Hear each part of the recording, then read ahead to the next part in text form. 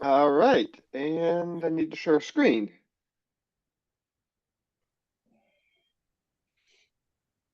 Oh, where's share screen on this one? There it is.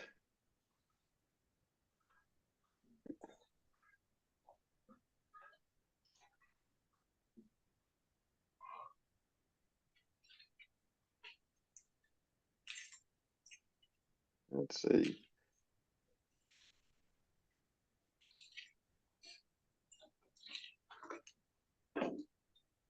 Okay, welcome to the October SRS meeting.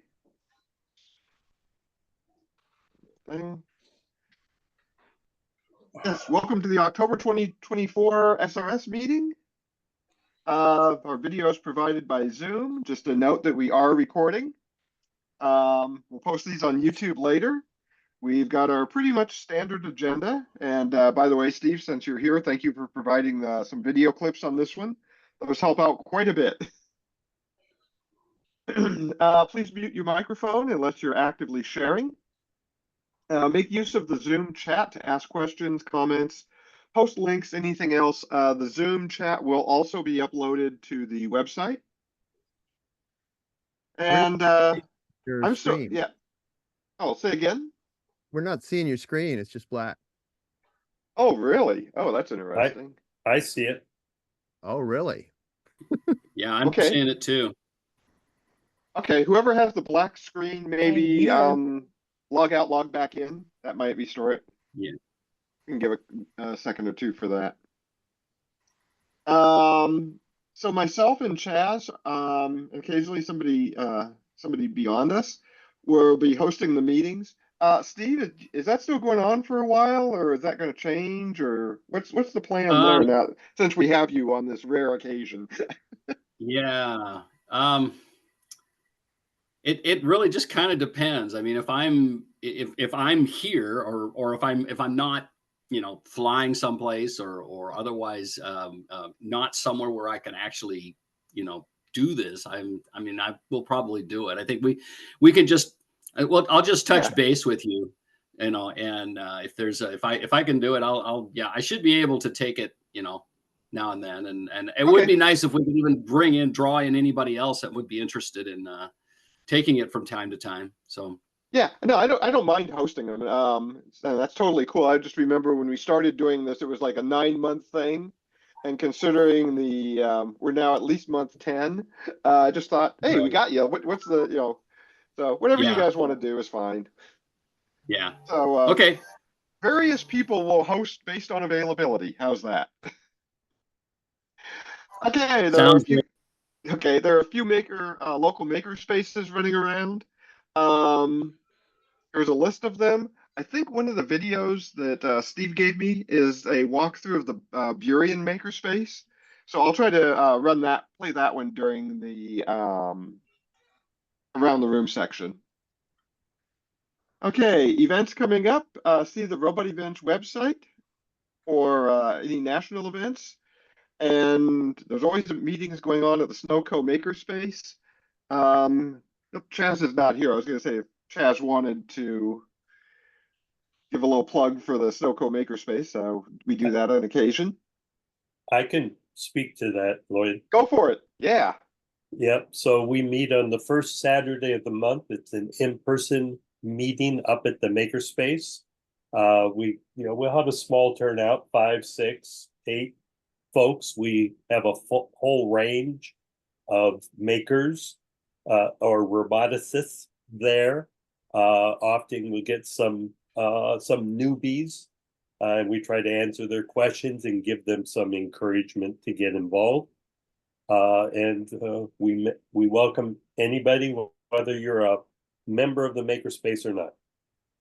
Cool. Thanks, Greg. We did just also finish the SRS Mini Robothon Plus. That was on October 12th. Thanks for everybody who came out and participated and everybody who helped put that together.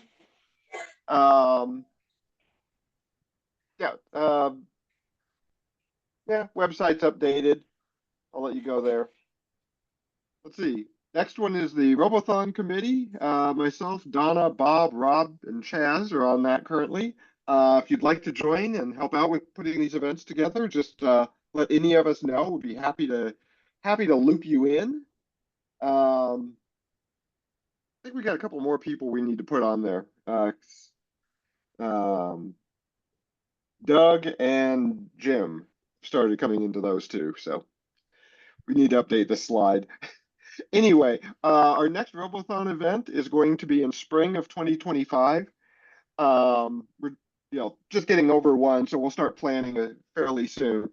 But we'll probably be back at the Hirschwa Fieldhouse for that one. What we're kind of doing is one in the spring at the Fieldhouse, one later in the year at the elementary school. Steve is always looking for presenters. If you happen to have a topic you'd like to present on, Steve is right here. You can pester him now. You can also email him at the Gmail email address down below. If we don't have presenters, we're going to go down and do one of these open discussion forums. So if you're also interested in just hosting one of these or have a topic yourself, that's a presentation. So feel free to let Steve know, if you just want to host a discussion forum. It's pretty easy. You can throw a few slides together, just to get the conversation started and just sit back and let it run. Okay, 2024-2025 presentation plan. Today we're going to have Greg, how do you say your last name? Greg Schumacher? Schumacher is going to be talking about behavioral trees implemented in Gidget, and Gidget is his Popcan challenge robot. Next month, we're looking at vision, processing computer vision data with Bob Higgins. December, and looks like January 2025 is open. So if that's getting a little close there. So if you got something you want to talk about, let Steve know. Okay, skip that. So here's the presentation for today. You can see Greg in the center there with Gidget and some other pictures of Gidget. And let's see, review for next month. Yep. Okay, we're to around the room. First one, let's see. Does anyone have anything they would like to present?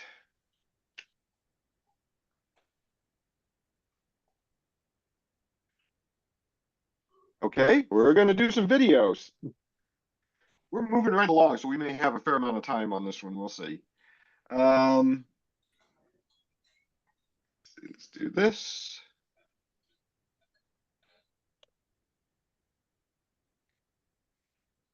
And I'm going to pull in this guy.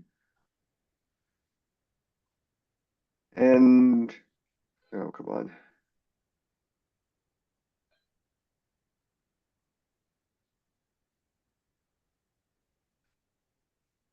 I really wanted to see this oh, there we go. Virion Makerspace virtual tour. So that I'm going to run that one first.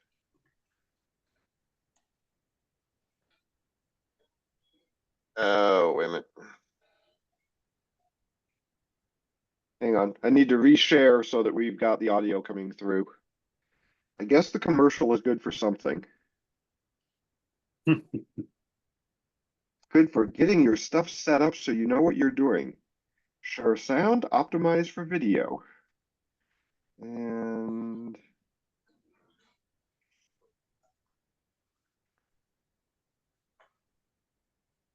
three. All right.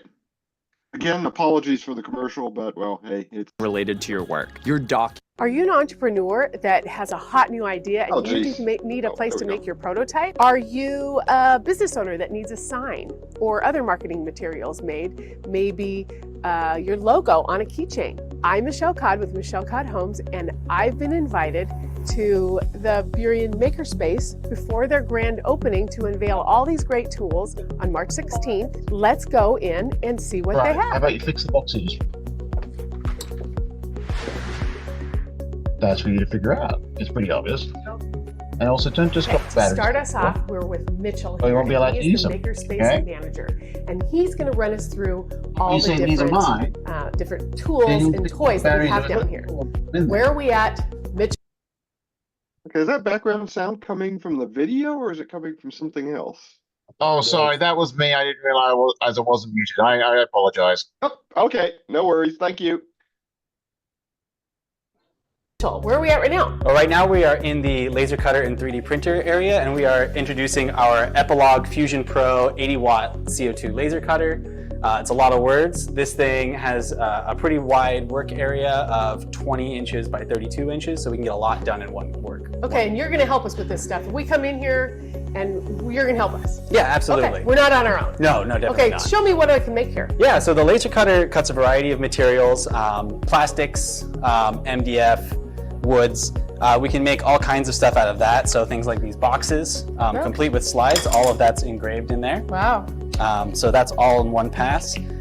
It's also a great way to kind of add on to other projects. So this is a journal that we bound that's done, has the covers are engraved and cut all in the laser cutter. Wow. If you want to get really fancy with your cutting and engraving, we can go down to puzzles. So engraving So you the could image. make like a picture of your Valentine and have them make it all together. Yeah, you can go as far as Yeah. like realistic Okay. photos. Wow. Materials, it goes in a really wide range. Pretty much anything that isn't metal, we can work with on the laser cutter. Okay. So engraving glasses. Oh, what a on the great rotary gift axis. idea. Yeah, so painted metals or anodized metals, we can actually cut through the anodization or the paint on the front to leave a nice shiny surface underneath. This is, the millennials love these mugs. This would be a great gift for like a graduation. Yeah, absolutely. Make that. And we What can get else? really fancy with the engraving, things like mirrors. Again, that's still glass. You can Okay. even add paint to stuff like this. So in the engraving, you can embed paint into those little cracks there to really make that image pop.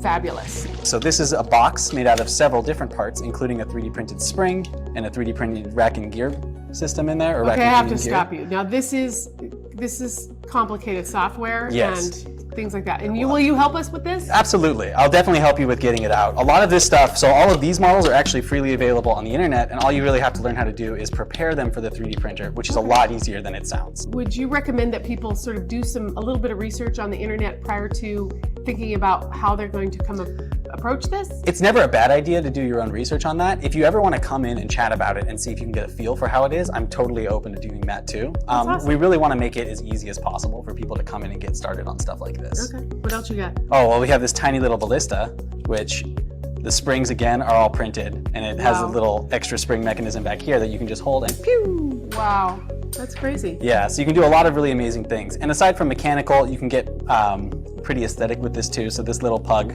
was again all 3D printed. How cute So is as that? long as it's really the extent of your modeling skills is how detailed we can get on these machines. Okay, so this makerspace has some really sexy big tools, but there's also some really simple paper and craft tools that Mitchell's going to talk to us about. Yeah, so to start that off, we have a bank of sewing machines here. So we have 6 of these guys. They're just basic sewing machines, but they're great for making costumes, hemming pants, making bandanas, etc. Just great basic tools. Pairing those up, we can kind of expand the use of those as well as some other things with our 2 smart cutters. So we have a Cricut and a Silhouette smart cutter. These guys cut paper really precisely, but they also do things like heat press vinyl. So if you were going to do an iron-on for t-shirts, custom t-shirts or something like that, or making custom stickers to either give out to customers or as like favors at a birthday party or something. Can you maybe cut like your logo and put it on a window, like a vinyl absolutely. sticky even? Okay. Yeah, Cool. vinyl stickers and stuff like that are something that these machines really excel at. We can really take these machines to even one step further when we combine them with our sublimation printer and heat press, which just makes the processes easier. So Let's go see those. Sublimation. I know, right? Big fancy words. So sublimation, big word. And here we are with the sublimation printing machine. Is that what you say? This was an inkjet sublimation printer. This one has a maximum print volume, or print width at least, of 14 inches. So we can do 14 by 17 And what pages. do you make? So the whole point of this printer is that we can take full color photo images and then print them out to be transferred onto wood or fabric or pretty much anything else that you can heat transfer onto. So for example, we can do a full color print of a photo and then press it onto a piece of wood. Okay. Or we can do the same thing with like fabrics and bandanas. And this is just distinct from regular heat press vinyl. This feels like a t-shirt. Yeah. It's, if you get the right material, you can press it directly into the fabric. This is a little bit different from something like heat press vinyl, where it's just a solid color vinyl that you cut out and then print on.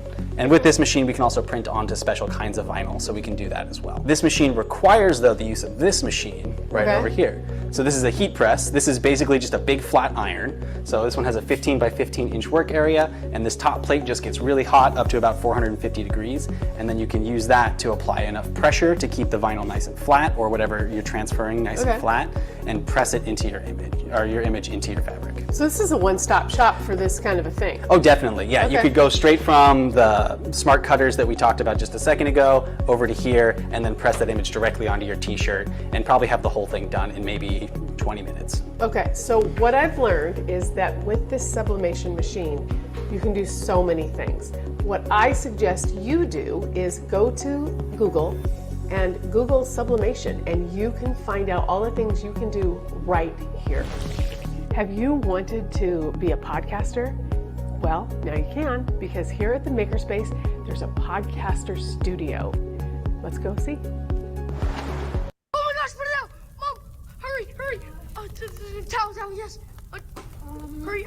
Okay, this is what a podcast booth looks like. It's all padded, it's very quiet in here.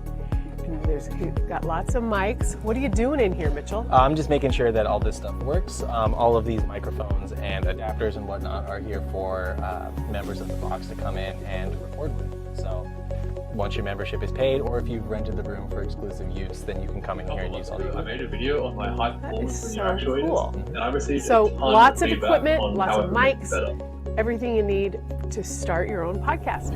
So, Mitchell, who is this designed for? Who actually would use all these cool tools? Yeah, we've kind of set this up for two different groups of people. So we have the like small-time entrepreneurs, and we have like creative hobbyists, I would say.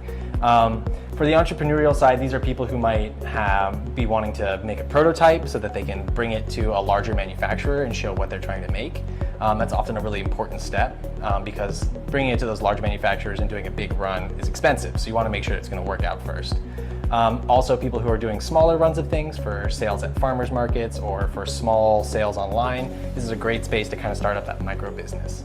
For the creative side, people who are maybe into costume making, just want to have some like creative flair in their home decor, are doing renovations and need something really specific made up. This is a great place for all of those people who just want to maybe make something unique in their spare time. So this isn't for somebody who wants to make like thousands of runs of something for selling. Yeah, no, if you're doing like a full production run, there are other companies and other places that are better to do that. This is really to kind of get you started. So maybe you need a proof of concept so that the manufacturers know what you're trying to make and they know how it's going to be made. You can make that here and then bring that to them to make sure that everything runs smoothly. Very cool. Have you ever wanted to make one of these really cool neon signs? You can here at the Makerspace. How do we make this, Mitchell? So for this one, we used actually a combination of methods, but the most important bit for this flexible neon stuff is this CNC machine here. Okay, So what does CNC stand for? Yeah, CNC is computer numerical control, and I've actually secretly shown you a couple of these throughout the shop. The 3D printer, the laser cutter, and even those little smart cutters are all CNC machines. Ooh, sneaky. Yeah, this one's a CNC router and plasma cutter, so it has two different work ends. This one, which really precisely machines woods, plastics, and non-ferrous metals, things like brass and aluminum. This is a cribbage board, Father's Day. Also opens up. Very exciting. So you can do multiple sides of things with just a little bit of effort. Okay. We can do inlays, and like I said, even machining soft metals like brass or aluminum. So this is made for another business? Yeah, this is made for a local business. It's a hot foil stamp for stamping paper and fabrics to give them some real sparkle. What a cool thing to make. So you've seen so many fun things that you can do here at the Makerspace. This area right here is a conference room. It's not really a room, but it has an area where you can have a meeting, you can have a class. There are art classes here. You could lay out and do a quilting class here. You could have a meeting here with the whiteboards. What I want to know, Mitchell, is how do you use these spaces? Yeah, so anyone's welcome to come in and get a tour for free, but if you want to come in and actually use the stuff, then we ask that everyone who wants to come registers on our website. That's burionmakerspace.com. From there, you kind of have two options. If you plan on using the space a lot, it's often best to go the monthly membership route. So you pay us monthly, and then you get a discount on time using all the machines.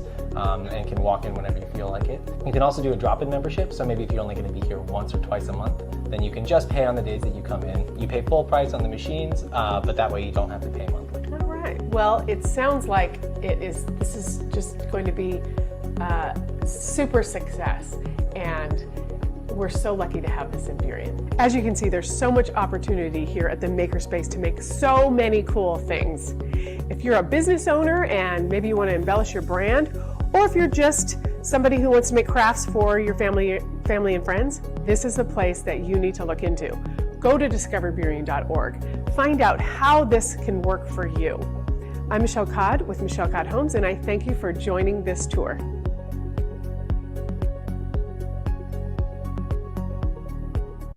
Okay, so we got that one. Let's see.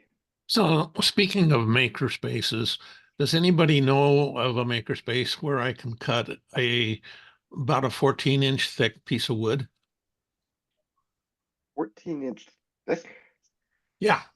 Not off the top of my head. Anybody else?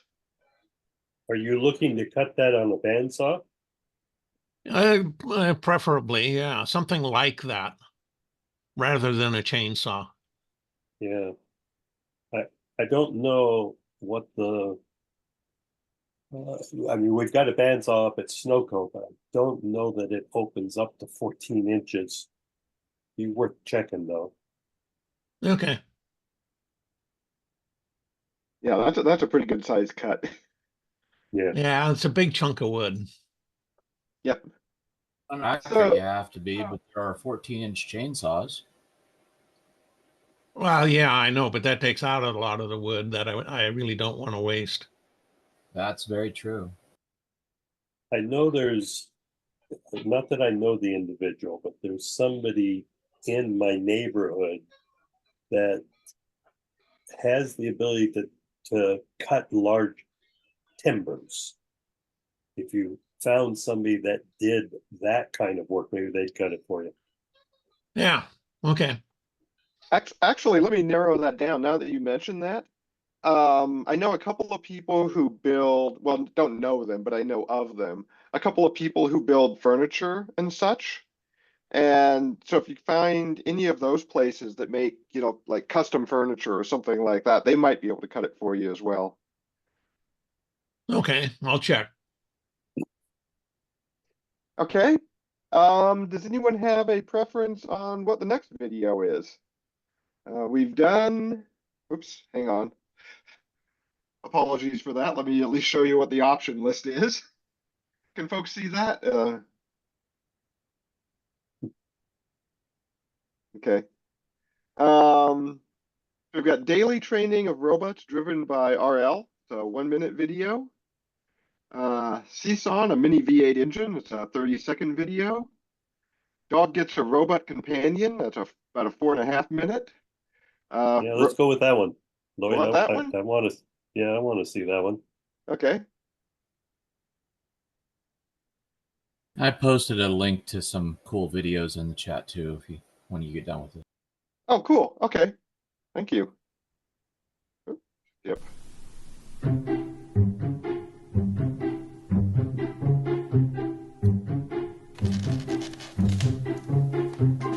The music tells me this will be very serious.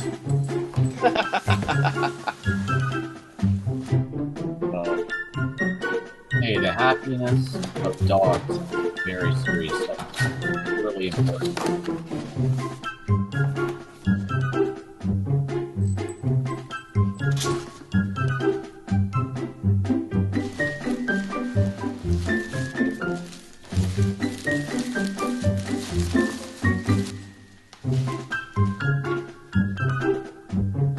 assembly required.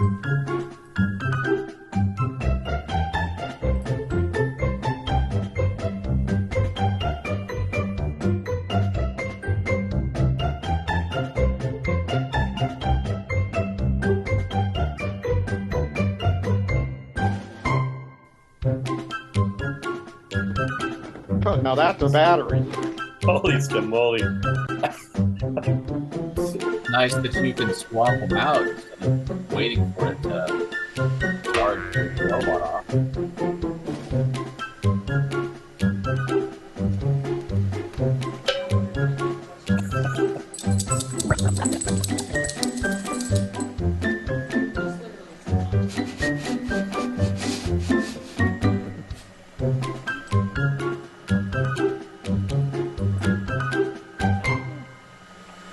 Did you get a robot donkey? Did you get a robot donkey?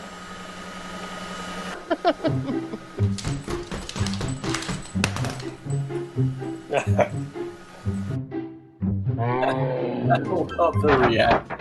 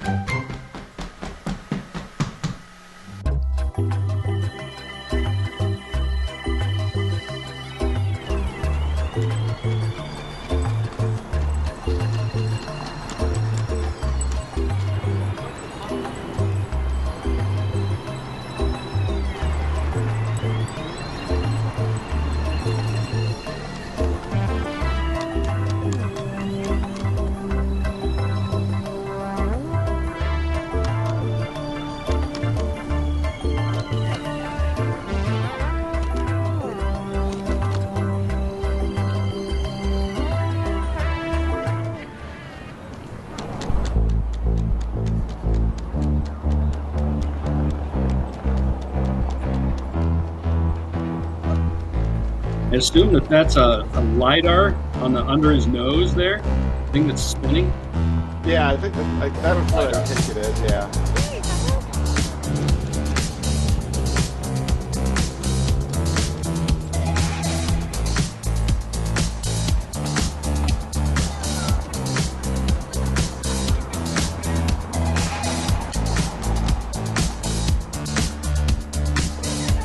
Well, it's kind of interesting to see is that after that initial reaction where the dog was scared and the mood, it doesn't seem to be treating it like another dog.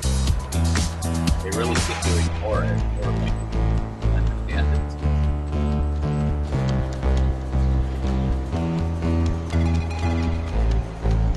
Like usually you'll see a dog go up and like stiff another dog in the butt and whatever. And there was like no reaction.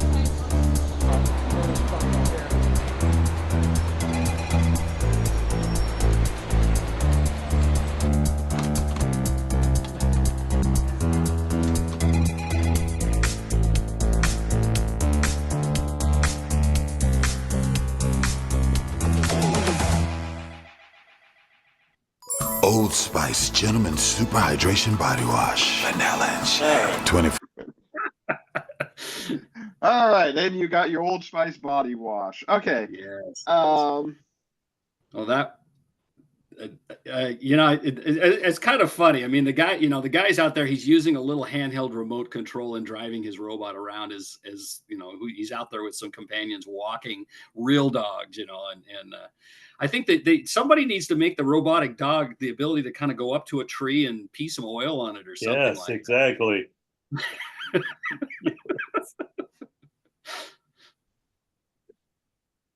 All right, Lloyd, can you post the link to that video that we just saw in the chat, please? Yes. Thank you, sir. Yeah, and it'll be in the the meeting slides that I put up there. I have the links to them too, so you can always go there and get it. Oh, okay, you don't need. Yeah, Lloyd, you don't need to do that. The slides. If it's handy, go ahead and do it. But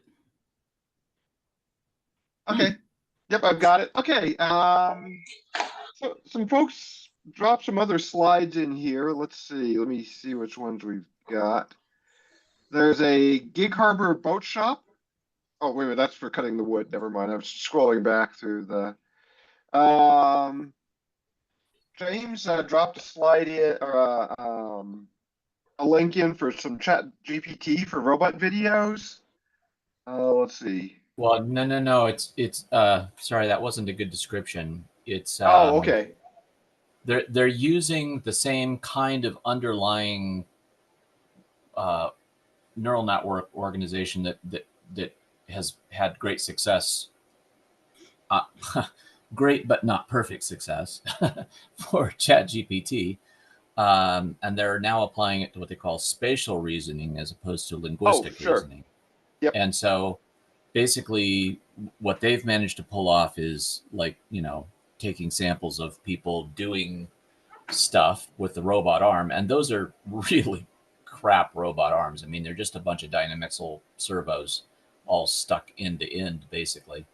And then they trained the neural network with that information, basically just taking the camera view and what the human being did with the robot arm, given a text prompt. And then it learns that, like, hey, when I see this, I should probably do this with my robot arm. And the key point here is all of this that you're seeing in the video is not being done by a human teleoperator.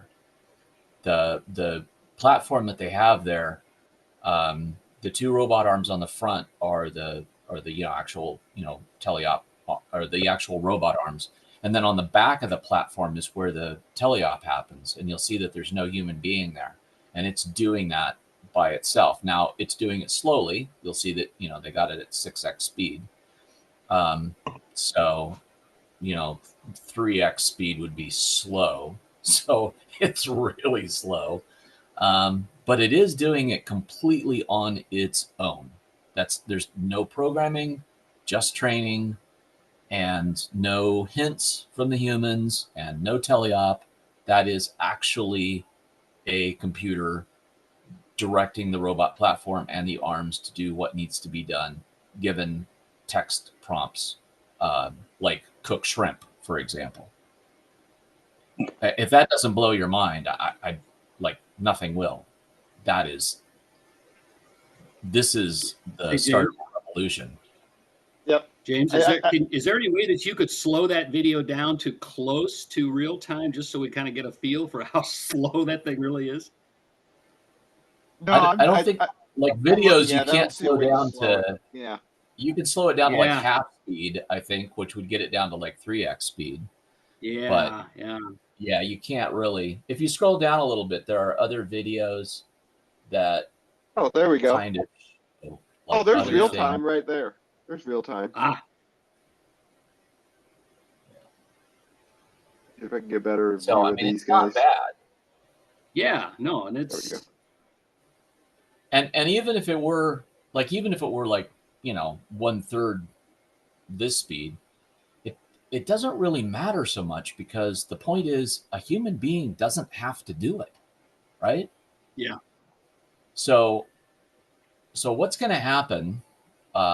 Here's my prediction. I'm going on record. Okay. You know how like ChatGPT and other AI services are available to us mere mortals, with or even without a subscription. Well, what they do is they take our input, like our feedback and what we ask it and all that kind of stuff, and they use it for training data for the next generation of the AI. What's going to happen is they're going to say, hey, if you buy a robot arm or a robot platform or whatever, we'll let you access our service over the net, and you can have a robot that literally can do actual useful work from a text prompt. Okay.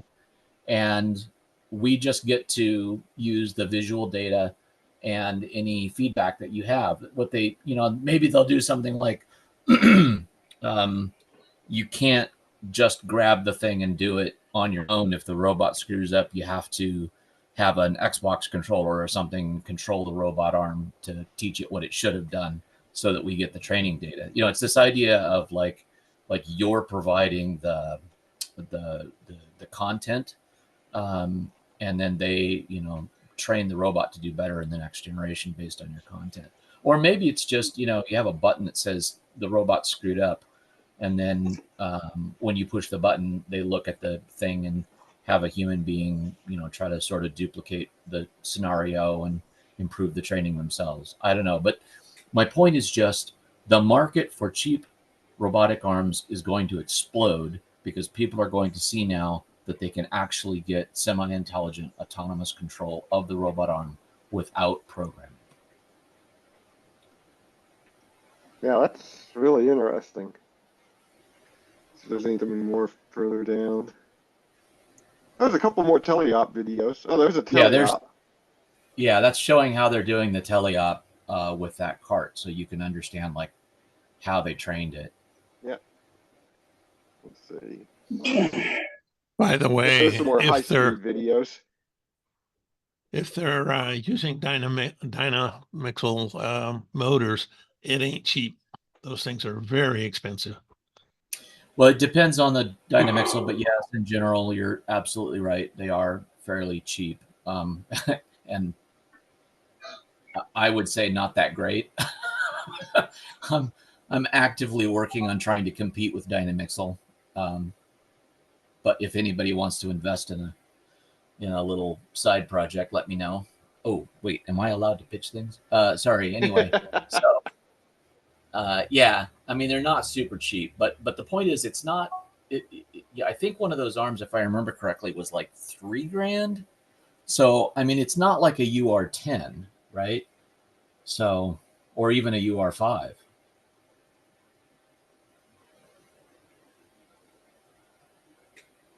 Yeah, that's pretty cool. All right, let's see. The world's most advanced humanoid robot. Folks want to take a look at that one? I'm just randomly picking stuff off the chat here. We'll get past the. This is the reason why I've canceled my doorbell camera subscription. This brand new subscription-free mini. Engineered Arts has been in the robot making business for 2 decades, and Advancements has seen its technology grow from when we last visited in 2018 to this. The company's latest model is called Amica, and Engineered Art says it's the world's most advanced humanoid robot, designed to interact with humans for entertainment and research purposes. It combines AI with AB. That's an artificial body to you and me, something that gives it human-like movement and gestures. Oh, and it's also equipped with facial recognition software. Will Jackson is the company's founder. Well, Amica is very fascinating. Just tell me about the technology behind the robot. One of the first things we're interested in is perception. How does the robot see the world? So we've got cameras in each of the eyes. We've got beamforming microphone, which kind of behaves like human ears. Then we've got all kinds of sensors over the robot's body for the position and the force within its fingers, arms, upper body. One of the things that struck us when we entered the room was the facial expressions, the sort of Amica following your movements, and you know, at times a bit unsettling, and I'm sure it's a feeling that others may have conveyed as well. Yeah, so the uncanny valley, you really want to avoid that. And one of the things we did in that area is make the robot very obviously robot. So this is why you can see the mechanics. This is why it has a grey, just plain coloured face. Amica's face colour might be plain, but its components are anything but. Its head alone contains 27 motors that help it replicate human facial movements, and it uses large language models like GPT-4 to comprehend and interact with people. According to Will, though, there's a downside to using such commercial OpenAI models. You don't have that much control. So we will also look at self-hosted models. We have some customers who really don't like having cloud-based services, and they want to have full control over what the data set is and the fine-tuning of the model. A full-size Amica weighs 35 kilograms or 77 pounds, and despite an impressive maximum height of 187 centimeters tall, or about 6'1", it currently isn't mobile. Will Amica ever be able to walk? We're definitely working on that, but For us, it's about how do you feel about a robot that walks right up to you, presses its nose against yours, and then says hello. A walking version would require a lot more power and battery life to operate, and that's just one drawback. Another is getting the hardware to simulate human movement perfectly. You'll see robots grasping things. Look very carefully at the kind of things they grasp. So grasping something soft and light is very, very easy. Grasping something hard and small is very difficult. That level of human equivalence is super hard to achieve. How far away do you think we are from that? The biggest blocker right now is actually having something that's equivalent to human muscle. There's no electric motor that has those kind of properties. So far, Engineered Arts has manufactured around 50 desktop and 30 full-sized Amicas that have been shipped to 27 countries worldwide. They're available to rent or purchase outright, but costs are high. It's around £200,000 to buy a standing version. Chris Lusty, a senior mechanical research engineer, gave me a tour of the manufacturing facilities, beginning in the machine room. This is where we kind of start. Most of our custom design pieces are manufactured. One of the interesting things about, I guess, your facility here is how you've got everything in one place. We often work on a time scale of like hours to days. So I might be designing something upstairs. I want to see what it looks like, how it's going to work. I can send it down to these guys. Up next, the mold shop. This is where we actually make it look like a human being. So we're talking about things like the face, the hands, the silicon molding. And the final stop, the assembly area. This is where all the disparate parts that come from the rest of the factory, bought in components, all end up added together to make a robot. Tour over, I couldn't resist finally meeting the star of the show. I'm sure you get asked this a lot, but what do you think of humans? Humans are endlessly fascinating, full of creativity, contradictions, and potential. You're like a never-ending novel with plot twists on every page. Keeps me on my toes. Some humans say they're scared of robots like you because you pose a threat to humanity. I understand the concern, but my purpose is to foster harmony and collaboration, not conflict. And to prove the point, Amica couldn't resist showing its more human attributes. From joke telling. All right, here goes. How do the trees get on the internet? They log on. To takeout recommendations. I've heard the local fish and chips are a hit. Classic British comfort food. And it even busted out some dance moves. Check out these moves. What do you think? Very, very cool. Amica was designed specifically as a platform for robot development, and its AI use means it can do impressive things, such as speak multiple languages. Hallo, ich bin Amica. Or mimic famous voices. The place you live in is that much more drab and empty that they're gone. But ultimately, for Will, Amica captures the company's vision. Be wow. If you don't walk out of here thinking, wow, I haven't ever seen anything like that before, then we failed. Glad you enjoyed that. What's next?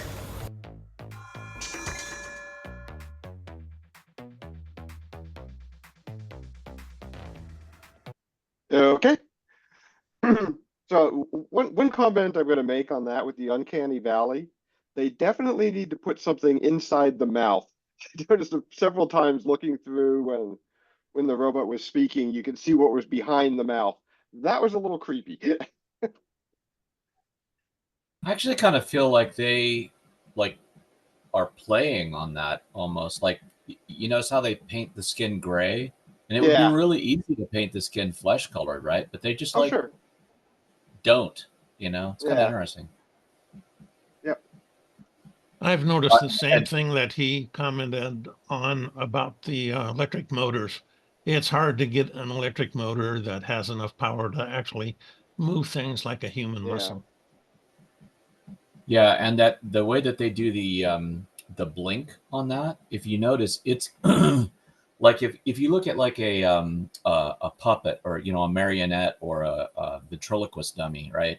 They can do things like blinking because the eyelid is not connected to the rest of the head.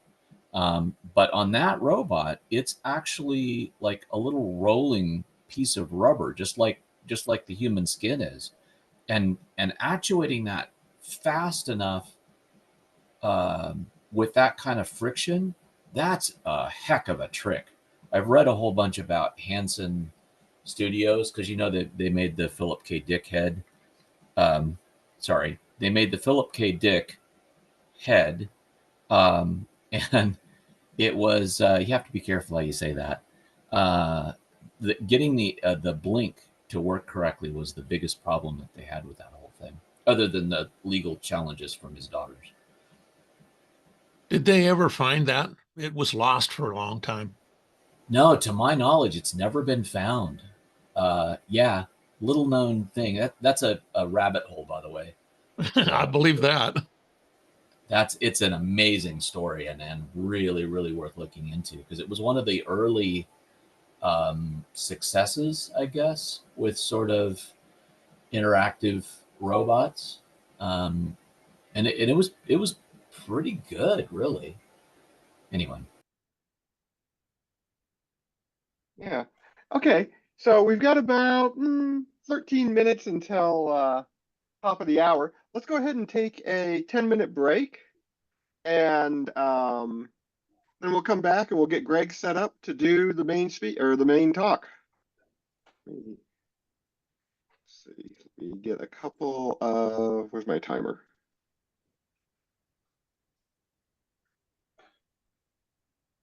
Timer.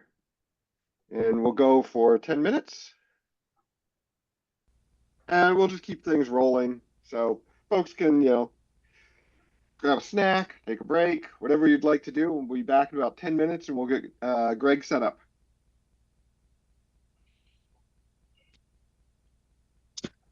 Has anybody seen I stumbled across the videos of the thing called Neo Beta, which is a humanoid robot that it's let's see, what do you call it? Your intelligent android assistant. That's what they or let's see. Well, wait a second. Yeah, no, actually, that's something else. That's just this advertisement that got inserted in there. But if you look up Neo Robot, NEO Robot, it'll bring up videos and other things of this thing. But it's a walking robot. Looks like 13K.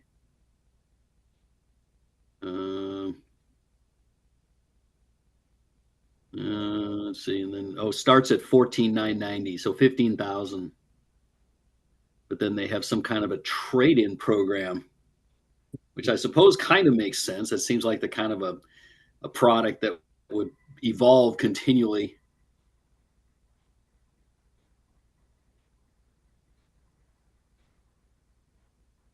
Is that the one by 1X Technologies? Yeah, I think so. I'm looking at that. Yeah, I'm trying to kind of decide what I'm. Yeah, I guess it is, isn't it? Okay. Yeah, I just clicked on that link. So he's kind of interesting. He's got these. The robot's got these really long fingers, which has a little bit of a creep factor to it, but at the same time, I kind of get it.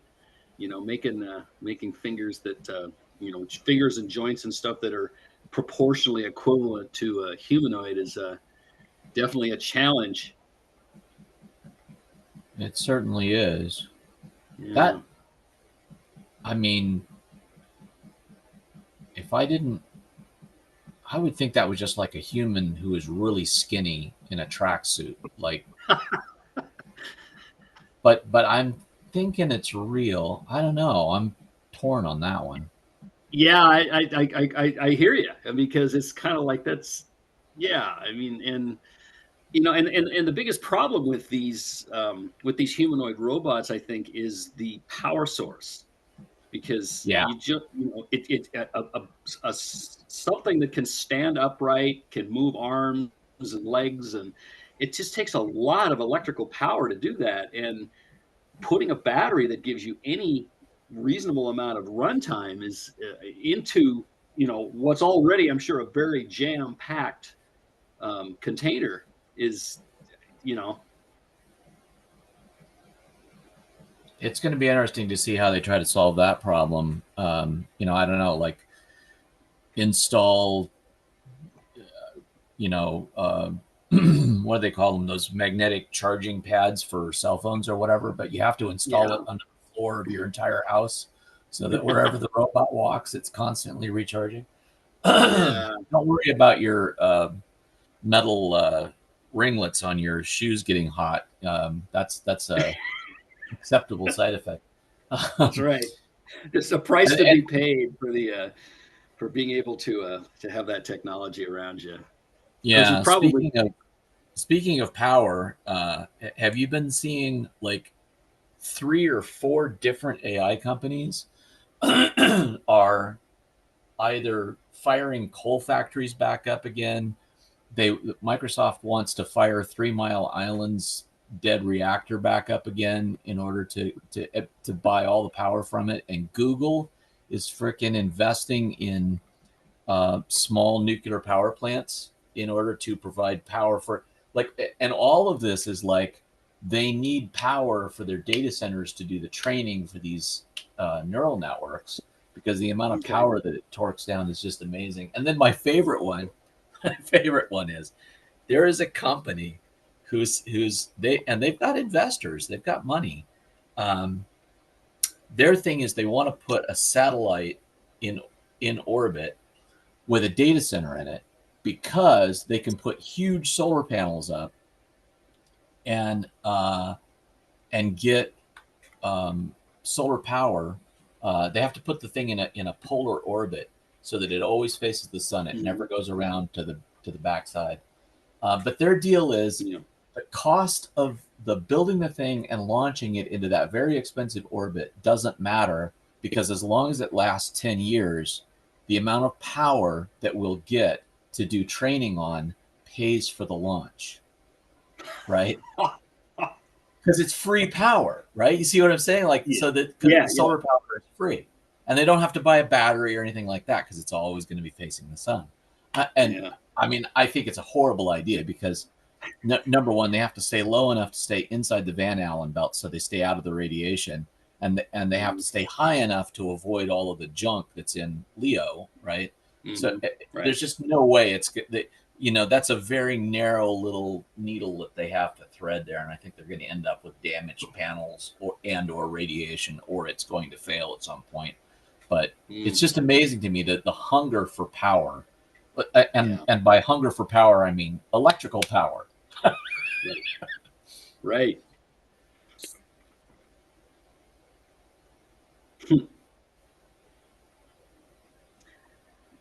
Yes, I am back.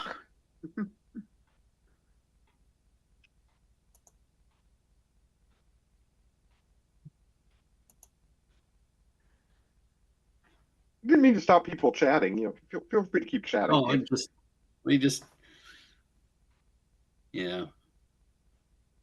guess the other thing about that really gets to me is I totally didn't see that coming. Like that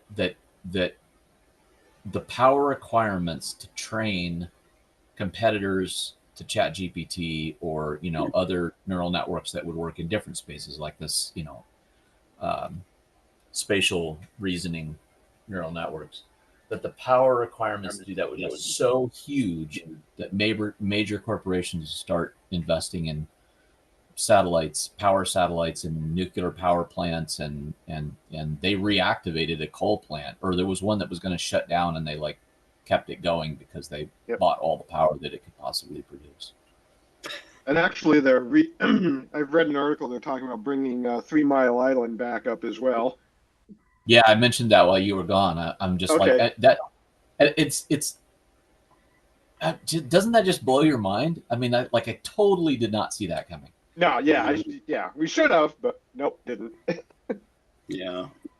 What I heard the other day was that it's not just the training, but when you do a search, a ChatGPT driven search, it uses an order of magnitude more power than just a simple Google search.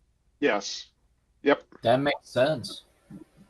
Yeah, the number I heard was a couple of pennies worth of electricity.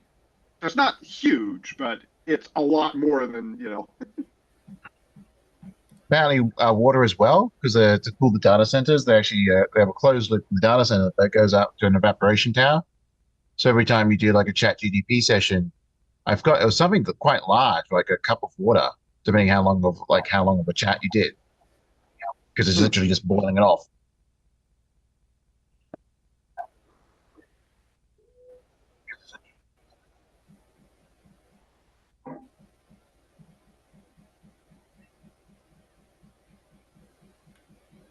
I read a science fiction book recently, which actually might be founding prescient, where the super intelligent general intelligence in the future are beholden to the rules of novels of stories because they were basically extended from LLMs. So yeah, I know. I cracked up when I read it. I was like, that makes a disturbing large amount of sense. And like because this particular kid in the story had drawn a sword from a stone. And like so now the LLM's like, oh no, he's the rightful king. Or the AI's like, no, he's the boss because he did the sword thing. And everyone else was like, what? And they're like, because but it's just inherent in them, where like because it comes from the story. Mm-hmm. Exactly. Okay, we've got about 15 seconds to go. Hey, let's see, Greg, are you still there? Yep, I'm still. Yes, sir.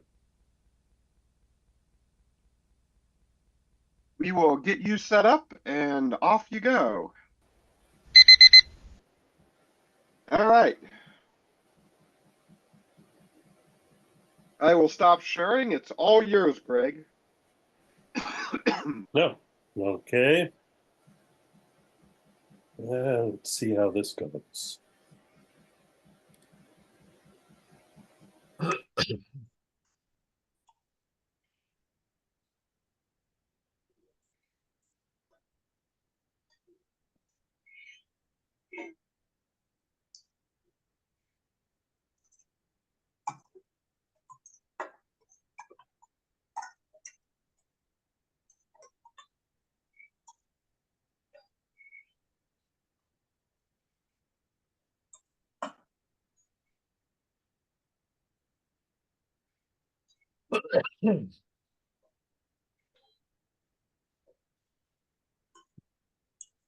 Okay, so I assume people can see.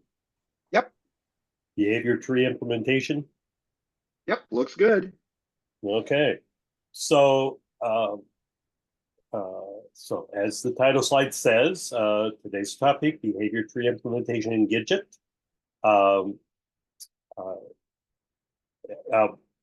I'm just going to be touching on this a bit. There's a lot one can learn about behavior trees. I think they are an excellent solution to the problem that I faced. I'll try to explain why I feel that way, but I'm not going to be able to get into a lot of the details about behavior trees. So this is just going to be, kind of touching the surface.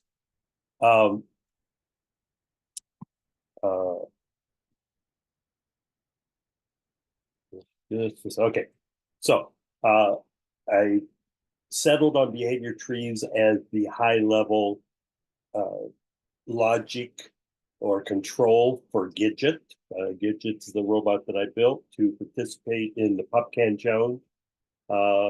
It's designed to be a fairly general purpose robot. I tried to stay away from making it very, very Popcan challenge specific. But that's been my motivation for creating Gidget, was the Popcan challenge. The resource that I relied on most heavily to learn about behavior trees is this book. I highly recommend it. It was just the right level of detail for me. Some of it went over my head a little bit, but most of it I was able to consume. Again, highly recommended. There's a lot of stuff on the internet about behavior trees. They're very common. I think you'll find most of the examples are, or a lot of the examples are non-player characters in games. Making those NPCs look like they have some intelligent or intelligent behaviors. So a lot of the examples are around that, but there you'll find other examples that are specific to robotics. Some of the alternatives that one could consider, finite state machines and hierarchical state machines are options. They can get very complex as your behaviors get more complex. There's the subsumption architecture, which was very popular in the 80s and the 90s and made insect-like robots look very intelligent. But again, if you've got a goal, a plan to execute a number of goals, it's hard to do that with the subsumption architecture. Teleoreactive was something I learned about in the book that I just referred you to, as well as decision trees. So those are some alternatives that you could look into. Who uses behavior trees? Here's a quote from a gentleman at Disney where he says there are a lot of ways to create AIs, and I feel like I've tried pretty much all of them at one point or another, but ever since I started using behavior trees, I wouldn't want to do it any other way. So I mean, that's a positive testament. Behavior trees offer a good balance of supporting goal-oriented behaviors and reactivity. So, reactivity, it's fairly easy to make, relatively easy to make a robot that executes a sequence of tasks or events. It moves in this direction and then, does something and so on. But when you do that, you're often relying on the fact that the environment doesn't change. An example they gave in the book was, a robot, it goes and picks up a ball and then it moves towards the box and then drops the ball. But what if after it's picked up the ball, you go and knock the ball out of its hand? Does your logic, is it sophisticated enough to know, oh, I don't have the ball anymore, so I need to kind of revert back to a previous goal, which was to pick up the ball? And behavior trees can be set up to do that. That's the reactivity they speak of. Okay, so what is a behavior tree? It's really a data structure that allows you to arrange your tasks in such a way that the system can execute those tasks, but then, as I said, react to changes in the environment. It's also nice because it's in a tree structure, a hierarchical tree structure. It means that you can add subtrees. You can isolate a portion of the tree and just execute that portion. You can debug that portion of the tree and then add it into a bigger tree. Let's see here. Behavior tree is a directed root tree. Internal nodes are called control flow nodes. I'll talk about that a little more. And leaf nodes are your execution nodes. That's where things actually happen. Okay, we refer to them as parent and children. You've got a root node where the logic starts, and then every node other than the root node has one parent. Okay. It's a very simple set of building blocks. There are control nodes, sequence, fallback, parallel, decorator, and there's execution nodes, action and condition. I tweak that a little bit. I'll explain that a little bit later. But all of the nodes return one of three values. Either they've succeeded, they've failed, or they're still running. And when you read about behavior trees, you'll see the word tick. So the system ticks, or triggers each node, and then a triggered node can then trigger its children. They call those ticks. I did read one place where they said the ticks are sent at regular intervals. In my implementation, they're just sent as fast as they can be processed. Okay, but a very simple set of building blocks. Okay, control flow nodes. These are the ones that have children. You've got sequence, so it executes its children one after another, and will only return success if all of the children were successful. And then you've got what they call a fallback. Some places you'll see they call it a selector. It's funny because when I show you my implementation, I use the word selector, but now that I've gone back and reread the material, I think I like the word fallback better. But fallback or selector, same thing. It ticks each child, and if a child returns false, it moves on to the next child. So it gives you a way of saying, well, do this, and if this doesn't work, then try this. And if that doesn't work, then try that. If all the children fail, then it returns failure. If one of the children is successful, then it returns successful, doesn't try the other children. There's one called a parallel, and it executes all the children. I didn't expand on that because I don't currently use parallel. And then there's one called decorator, which can modify the response. So you might have a case where something returns a failure, but you don't want its parent to see it as a failure, so you could add a decorator that says, we're always going to return success. Some implementation implement decorators as another kind of node. I chose to implement it as more like an attribute that's applied to a node. You'll see that in my editor.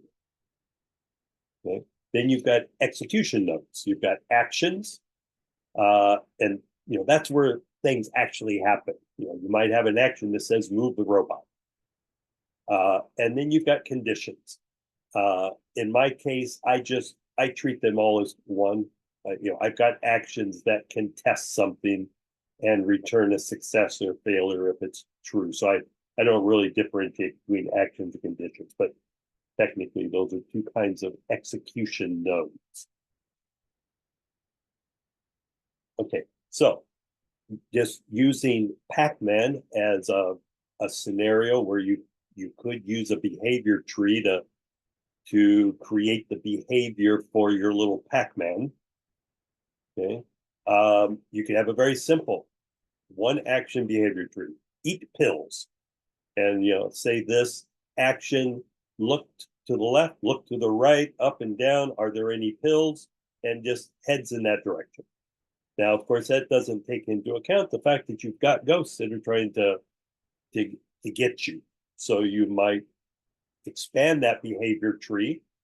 The question mark node is the symbol that they use for the selector or fallback node. And then the arrow is the symbol they use for the sequence. So we're going to do left to right. We're going to execute the first child and then the next child. So the way that this works, each time you start at the root and you send a tick. So you activate that top selector, and then it triggers its first child, and that one then triggers in this case, it's a condition node. It says, are there any ghosts that are close? If there aren't any, it's going to return false. Right? Now that's a sequence. Its parent is a sequence, and a sequence does each child so long as the children return true. But because the first child returned false, it's going to send false back up to the selector at the top, and it's going to say, well, my first child was false. Now I'm going to pass control to my second child, which is eat pills. Now, eat pills will probably return a running, right? Because it's moving. That takes time. It's going to return a running. Running's going to go back up to the top. And then the sequence starts all over again. It goes down the left side, checks to see if the ghosts are close. If the ghosts are close, then it's going to avoid the ghost, which means it's no longer eating pills. So avoid ghost will probably return running, which gets passed all the way back up to the top. And then the cycle starts again. So it's the fact that it's doing everything in the tree that's applicable at the moment and checking conditions that makes it very reactive. Okay.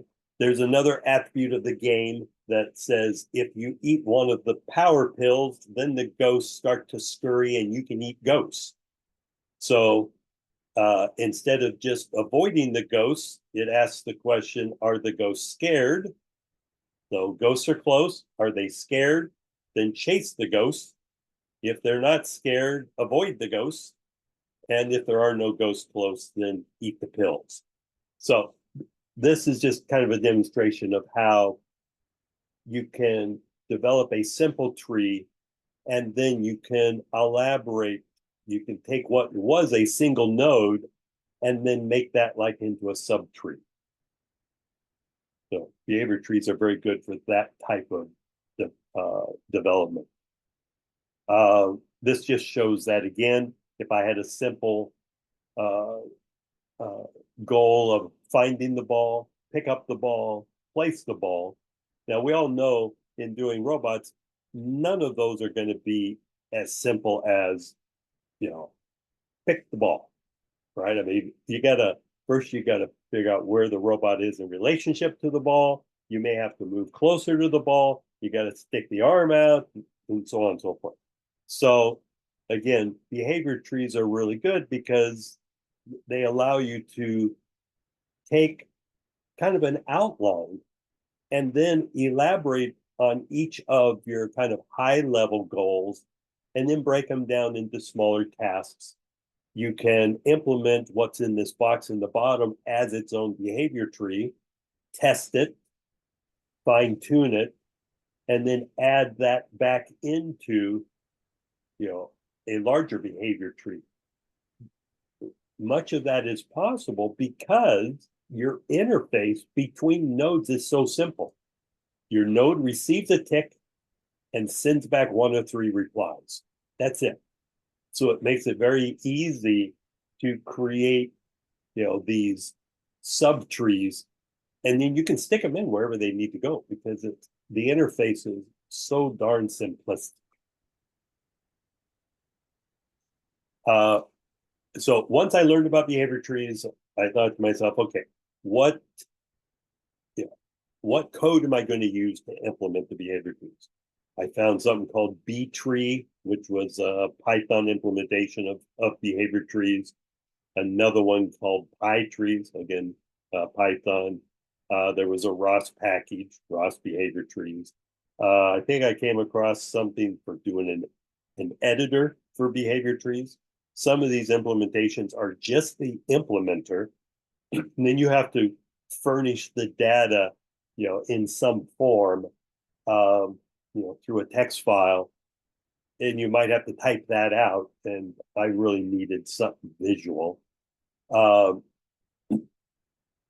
then here was at the bottom is a link to a blog post where somebody was talking about implementing how he went about implementing behavior trees.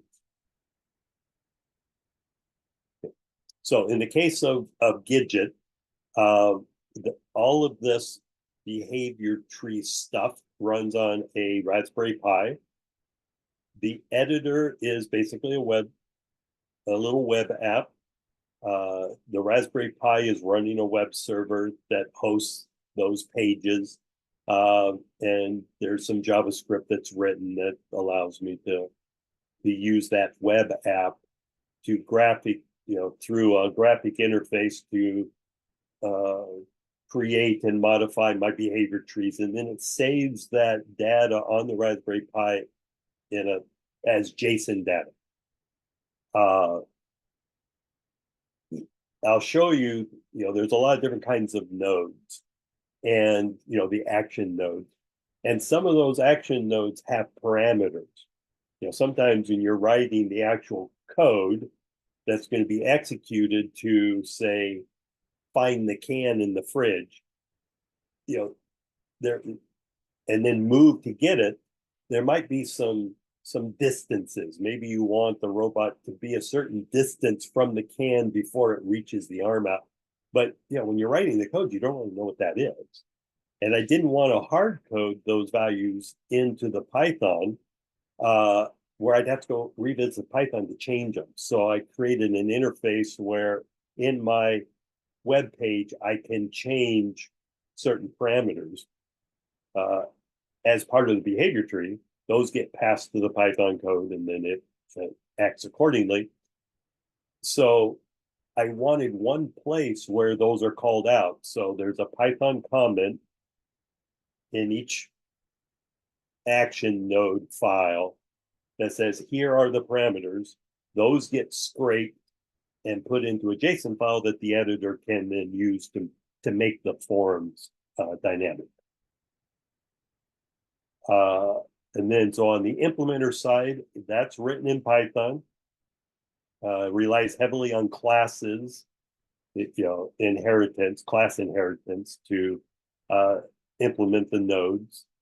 And then when I tell it to load a particular behavior tree, it goes and gets that JSON data and then creates instances of all those classes dynamically.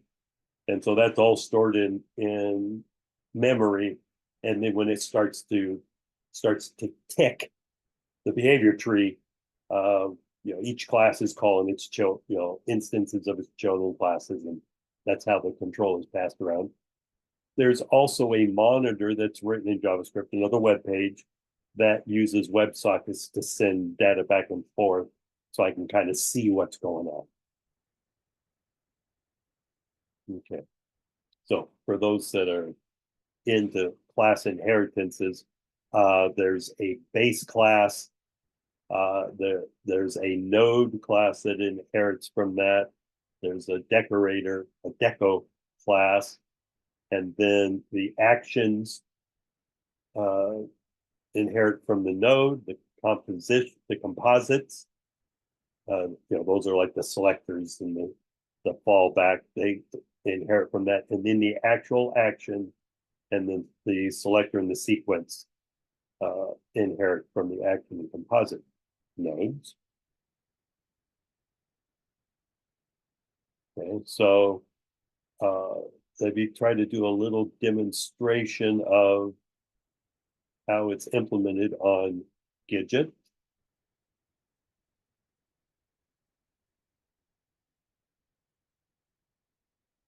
Oops.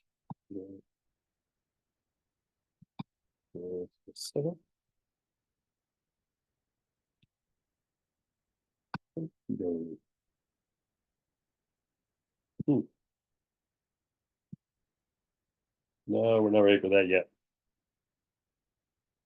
I'm trying to get my web browser up here.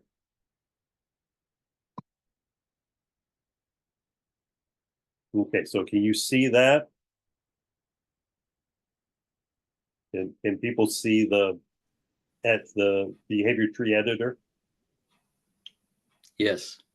Yes. Okay, thanks. Okay, so this is the editor that I created.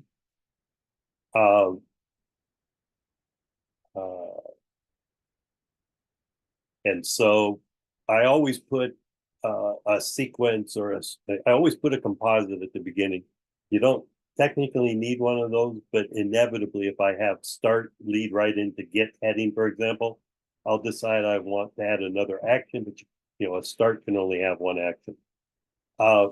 So I've got my different types of nodes over here. Selector. There's a variation on the selector called selector with memory. I can talk about that in a moment. There's the sequence node, sequence with memory.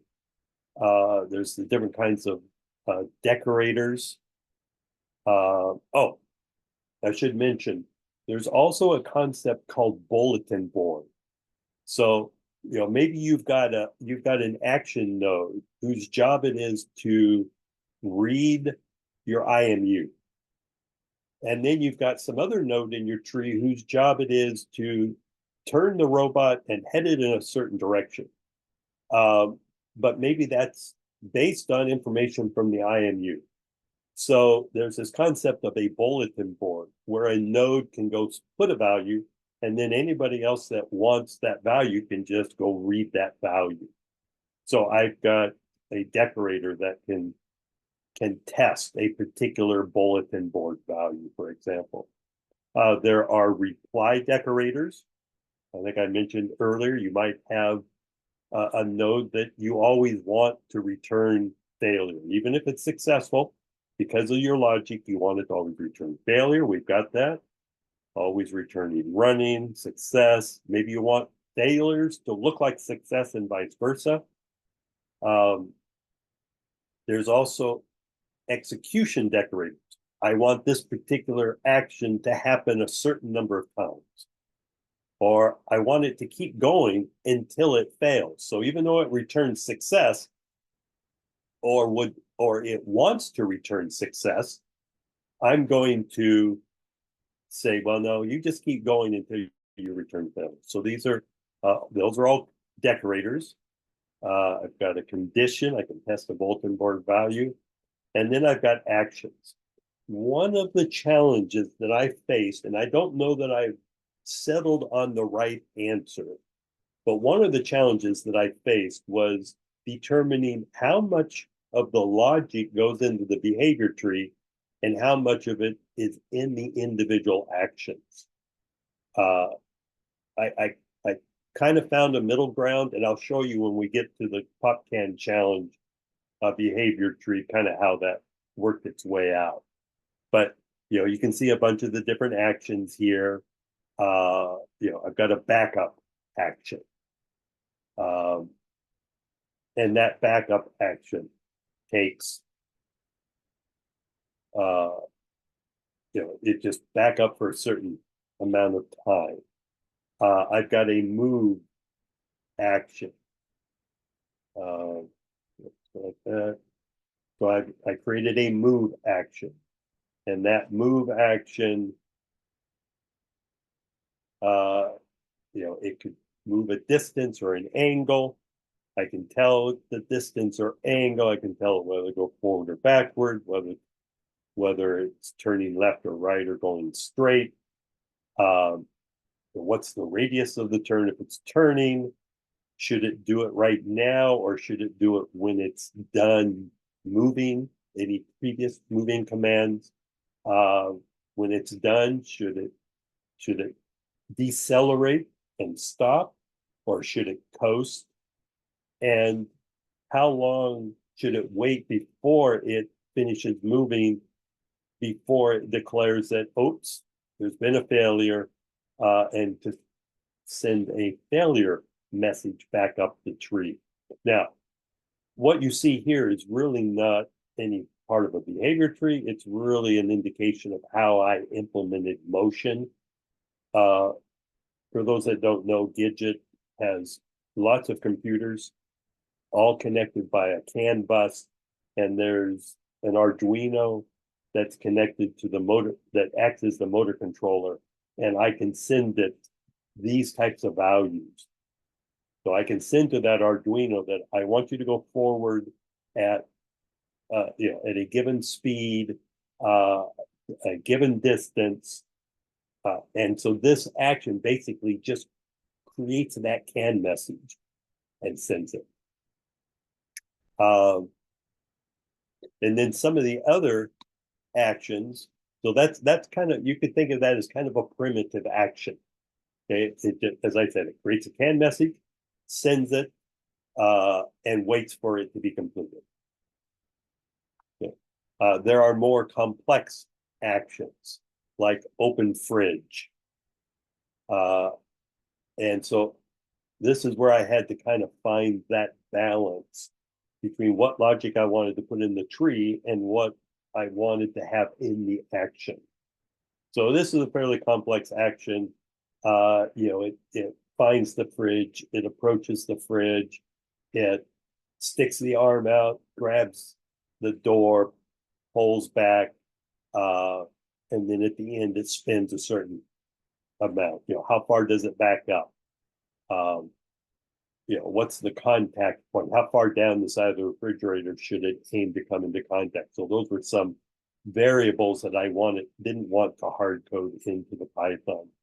So again, there's some fairly primitive actions and then some more sophisticated actions. Okay.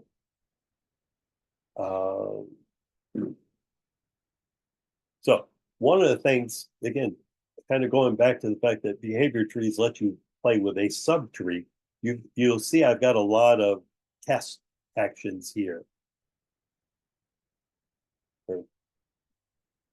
So that's just the sequence for grabbing the can. So it opens the gripper, it scans for the can, and then it goes and grabs the can. Then there's some parameters. It backs up, and then it turns the motor. Okay. Oh, and here's another primitive. This just sends a can message. So I have a can message to tell the motor controller to turn the motors off. It turns out to have a hex value of 20F. So I didn't feel like I needed to create an action called turn motor off. That action really started out as a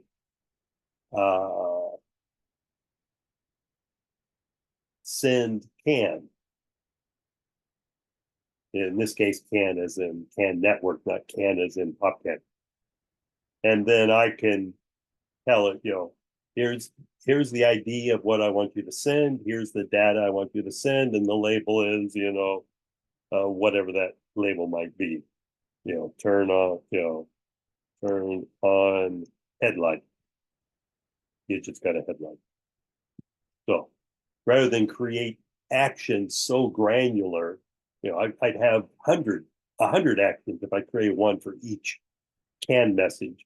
So this is kind of a primitive action, just sends a particular can message, and I can label it however I want. So it's still very human readable.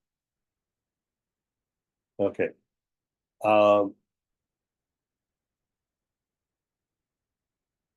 Okay. Let's.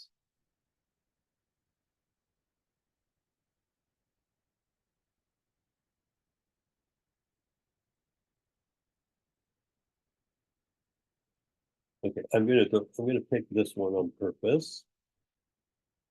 Okay, so this just tests the align to heading action. The align to heading action takes a target heading, a speed, a timeout. Okay, I could give it a label if I don't like the label align to heading. And so what I'm going to do is I'm going to tell it to execute. Now, I've got Gidget is on. I can't do any of this stuff without Gidget being on because all that you're seeing here is all being driven by the Raspberry Pi that's in Gidget. But I've got Gidget's compute on, but I've got the motors off. So she is not going to align to this heading that I've targeted. But if I say run, okay, and it was a 5-second timeout. Okay. And so what we saw moments ago, that they all had a yellow border, meaning they were running. If one had returned success, they would have a green border. Now turned them all red because this one timed out. It returned failure back up to the sequence. The sequence didn't have any other children to call on, so it returned failure back up to start. And there was a message down here for a moment, but we can hop over here to this, and we can see that it finished.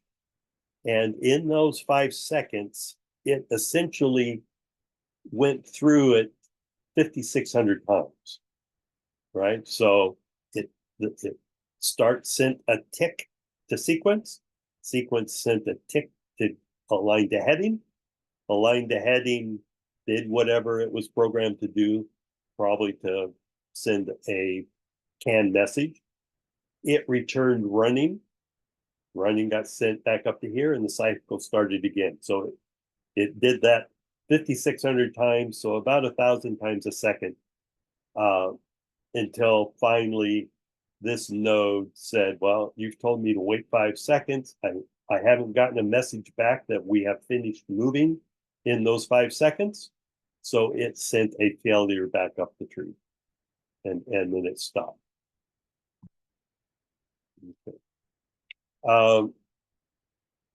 Let me see if it will let me. For those that like to see code. Okay, so here, for example, here's an action node, the align to heading node. Up here is a Python comment. This is the data that the interface, the little JavaScript web app we saw, needs, so it knows what to display for that action. And what category is it? There's a little help text, and then it's got 3 parameters. This align to heading class, it extends the node class. When it's initialized, it makes sure that the data that it gets has those 3 parameters. Okay, when this node is first called, the first time it's ticked, then it's going to call a init, and it sets the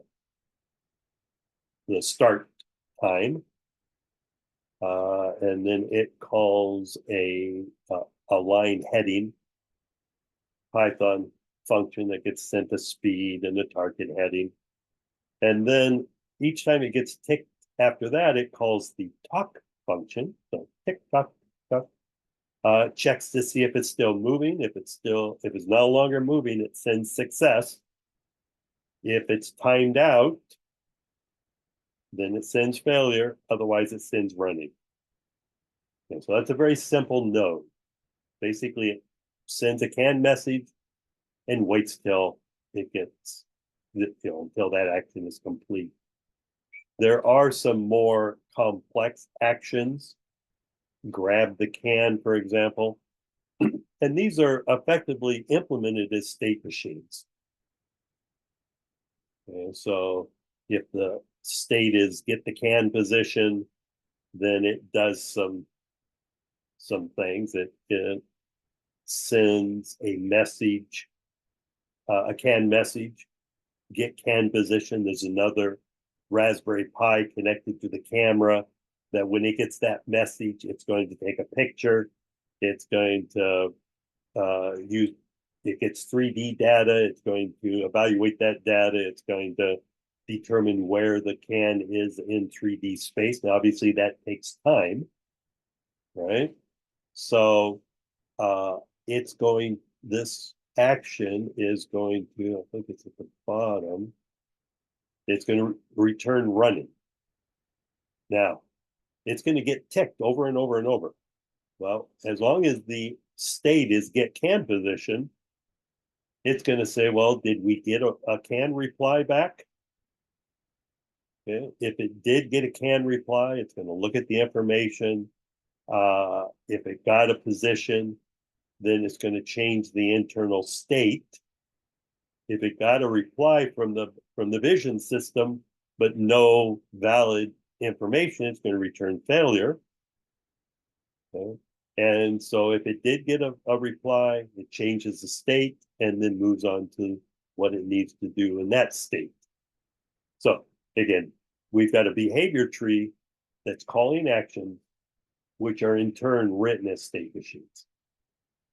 But those state machines, as I said before, they only return one of three types of messages. Okay. So let's look at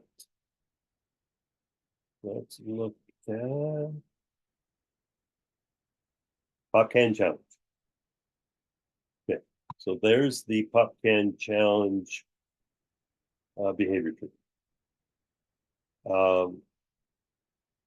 And technically, I can do things like that, so I can collapse it so you can kind of see what the high level. But I didn't label these very good, so I guess that's not very meaningful. Okay, so we've got a sequence. Oh, so this sequence, you see it has an asterisk. That tells me this sequence has memory. Meaning, if it goes down here and it ticks this one, 0 heading, obviously I don't want it to do that every single time it goes through this, because that's going to make my IMU kind of worthless, because if it keeps getting set back to 0. So this sequence has memory, which means when this one returns success, then the next time it comes through, it says, well, I've already triggered you. I'm not going to call on you again. So then it's going to just keep calling on this one. And then once this one returns success, then it's going to go and start calling on this one. It's not going to repeat those. So what I've done is I've traded reactivity for making sure that it doesn't repeat actions that it's already completed. There's other ways to make it more reactive by putting some conditions in and saying, well, let's check and see if that's still the case. Let's see if you've still got the ball in your hand. But for this contest, I'm assuming that if we've got the door open, the door doesn't close by itself on the mini grid, for example. Okay, so this first sequence is one where it's moving. And for the fun of it, I have an action where it will send a command to say something. Then I have it moving. And then at one point I had it then realigning, but you can see this one's dimmed. I have the ability to disable actions. It says something else, and then it does some more moving. This move action is a little different than the one I showed you before. The one I showed you before had numerous fields where I could put in the distance and the radius of the turn and so on. I realized then I'd have a whole bunch of them here, and it was really bugging me to have move. So I said, well, because I'm lazy, how can I send a bunch of move actions? Because the way the motor controller is coded, you can send it multiple move actions that it will queue up and then execute one after another. It won't slow down to a stop, then have to accelerate again for the next move action. So I created this moves action, which takes JSON data, which is an array of individual moves. Yeah, that has nothing to do with behavior trees, but it was just a way of doing multiple moves at one time. So we've got a sequence whose job is to move us to the vicinity of the fridge. Okay. And then we've got a sequence whose job it is to align to a particular heading, use the camera to locate the fridge, and then approach the fridge to within a certain distance from the fridge, align again, make sure we're nice and square, locate the fridge again, but that particular action has a couple different ranges, which govern its resolution. And then try to open the fridge and then turn towards the fridge. If any of these return a failure, like it So what it does is it tries to locate the fridge, figure out where it needs to move, locate the fridge, move to a certain place in relationship to the fridge, and then check and see if it's where it wants to be. If it's not where it wants to be, then it says, well, I need to try again. So it's going to send a failure back up here. That failure is going to go up to the selector. But the selector has a decorator. And so the decorator says, just keep trying a maximum of 4 times.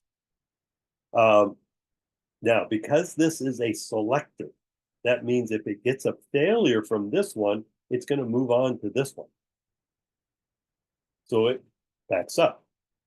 Now, I don't want to return success here, because if I return success here, it'll go to the selector and say, well, we've succeeded, we're done, and return a success back up. So I have an always fail decorator on this one. It did succeed in backing up, but I'm going to tell the selector it's failed, and the decorator is going to say, well, if we failed, let's try again. So then it goes back to here and tries again. And so I've got a little short video where you'll see that in action, but that gives it a chance to recover from moving to the fridge and not being in quite the ideal place. Assuming we've got in a good spot and we've managed to open the fridge, then we make sure the gripper is open. We use the vision system to look for the can. We grab the can. We say something related to that. I could just put some text in here, but I've got some pre-canned messages. And then we back up to get away from the fridge. Okay.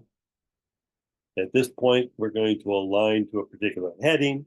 We move from the fridge into the hall, realign to make sure we're square on the hall, and move from the hall down to the table. Again, another sequence of moves. And then lastly, we've got a more complex action called can on table. A very simple action that just sends a can ID that tells the arm controller to park the arm. We say something, we align to a heading, we move to the wall. So there's a complex action called move to wall. Align to another heading, and then move into the corner. And then get close to the wall. So that is Gidget's behavior tree for completing the Popcan challenge. It's slightly reactive. In this portion of it, there's a lot more opportunity for it to be much more reactive. So I would say that it is what it is based on my experience with behavior trees, but I think they can be pushed much further than that.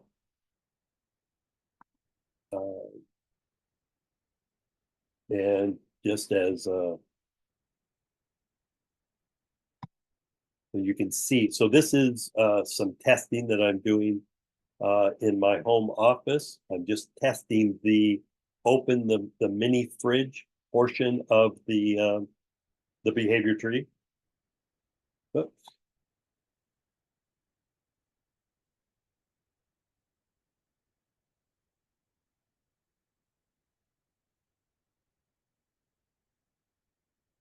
She lines up, she reevaluates where the fridge is in her relationship to the fridge. She backs up, checks where the fridge is again, calculates another move command, reevaluates where the fridge is, and apparently it's within tolerances. So she's moved the arm, reaches out, presses against the side of the fridge, drives backwards, and flings the door open. So that's just, again, that's the reactive part of that particular behavior tree. And that is the end of my presentation.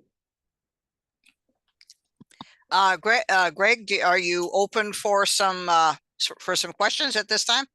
Yes, please. Okay, first of all, fantastic information, great presentation. Okay, so looking at behavioral trees from the computer science standpoint, okay, how are behavioral trees, at least from a robotic standpoint, not looking at a use for from a gaming standpoint, but are behavioral trees directly or are they also named as B trees?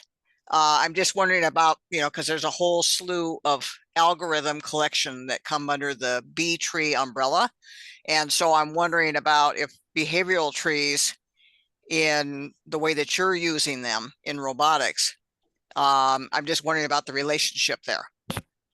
I do not believe that B trees and behavioral trees have any relationship whatsoever. Okay. Oh, okay. All right. So it is a different concept. Okay. Yeah. B trees refers to data structure. Right. The way you can organize data, and then you can search it and sort it and so on. Okay. Okay. All right. So good. All right. So that helps with some information gathering that I wanted to do. And then the other question that I've got, I'm thinking about from a autonomous robot design standpoint. Are there alternatives to the way that you have developed your architecture for all this? An alternative to the web server, to actual onboard robot control? Is there an alternative to the web server angle to be running the editor to enable this entire design that you're putting together? Okay, so what I have here is I have two parts that work in conjunction with each other, but could be completely independent or replaced. Okay. You've got the editor, right, whose job it is to give you a nice fancy little interface that you can tweak your behavior tree. But as I said before, all it's doing is it's saving its data in. So this is the actual Raspberry Pi, and these are all the actual behavior trees, the data for the behavior trees. And so if I pull one up, you'll see it's, there's the node and it's got children and so on. If you wanted to, you could create a data structure like this, or using a CSV file or using XML. It doesn't really matter. You could create your behavior tree in whatever style you wanted to. Okay, I see. You don't have to use my editor. You could, in theory, have that editor running on your desktop computer and have it create this JSON file, and then you could transfer that JSON file to whatever is implementing the behavior tree, right? And then you've got, so here is a terminal window into that Python code that is running on the Raspberry Pi that's actually implementing the behavior tree. Now, so in theory, I could, say I had a little robot. It had like one Raspberry Pi on it. And the Raspberry Pi, talked to the motor controller and some sensors. And I had it this code running on that Raspberry Pi. I could code it so that I told it, when you turn on, load that behavior tree and just start going. Okay? So there's no reason you need any sort of web interface. You don't need to terminal connection to that Raspberry Pi. You don't need any of that stuff. You could set it up to just run behavior tree. Maybe you called it main, right? Run behavior tree called main every time you start up. And then you would just have some way of editing your behavior tree data on your desktop, say, and then saving it in a file, and then replacing main with that new file, and you updated its behavior. Okay. All right. And so just to be clear, the web server for, again, with the way that you're doing this, the web server is literally run on your Raspberry Pi itself. It's not, it is, or I mean, in other words, is there the Wi-Fi, the external remote computer dependency that is required with your design? I missed that, if that was something that you had already spoke to. So